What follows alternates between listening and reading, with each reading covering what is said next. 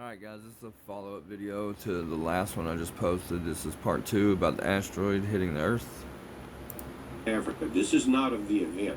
I just wanted to point out. Many of you have heard throughout history it's one of the most... South Africa. This is not of the event. I just wanted to point it out. Many of you have heard throughout history it's one of the most dangerous shipping areas in the world right here. You've got two oceans colliding. You've got extremely high waves here. Now, I've got this on the 8th, the day of the eclipse. And this is the current model as of this morning. I'm going to show it to you, and it ends in a few days there. Starting it on the 8th, the day of the eclipse. But they've started erasing information from the event, and we'll look at that also. But on the 8th, everything looked pretty normal. We'll go forward in time at about 0400 hours on the 9th. This is universal time. Watch that area. We're going through. Now we're on the 9th. The calendar's moving bottom left. That's 1000 hours. There's one right here past 4. See that anomaly pop up right there? To me, it looks like an impact That's crazy. Event. That's so crazy. To the north, up in this image, notice it's saying 83 feet. Waves, look how wide the wave patterns are in this event. There was something struck the ocean there. That's and nuts. The wave patterns are moving forward. This is crazy, guys. Go forward in time. Today is the 12th. Remember that. Look at that. And it goes. We're on the 10th. It's widening out, pointing out that it's not a USO, underwater submerged object, or anything like that. Look at that. And it didn't come off the Arctic, by the way. It hit in the ocean, whatever it was, and started. So something hit in the ocean a day after the eclipse, and these people tell us nothing about it. They say nothing about it. There's been nothing about this on the news.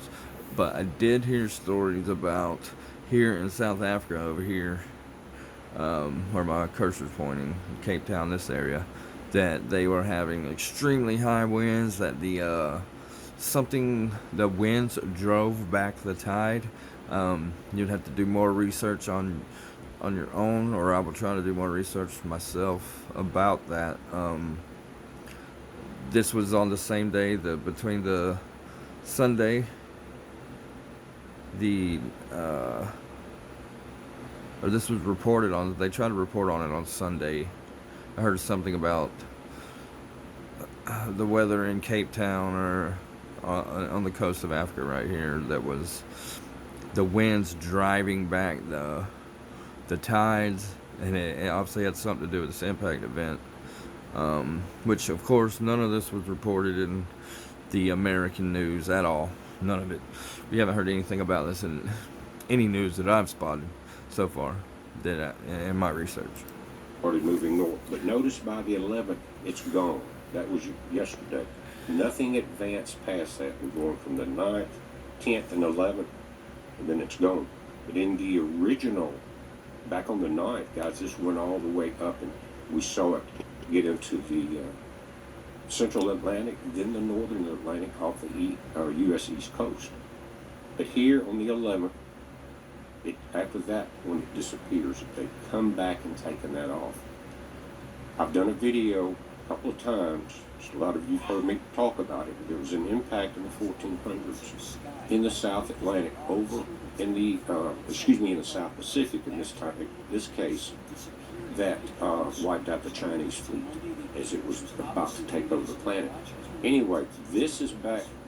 This is going back to the same time, the 9th it appears, but notice in the bottom right corner, it says into thin air. He's been on YouTube a long time. Pops out of nowhere. He recorded it throughout the events, even into the advanced modeling, and before they started taking it off. Here's the 11th. It's amazing, guys.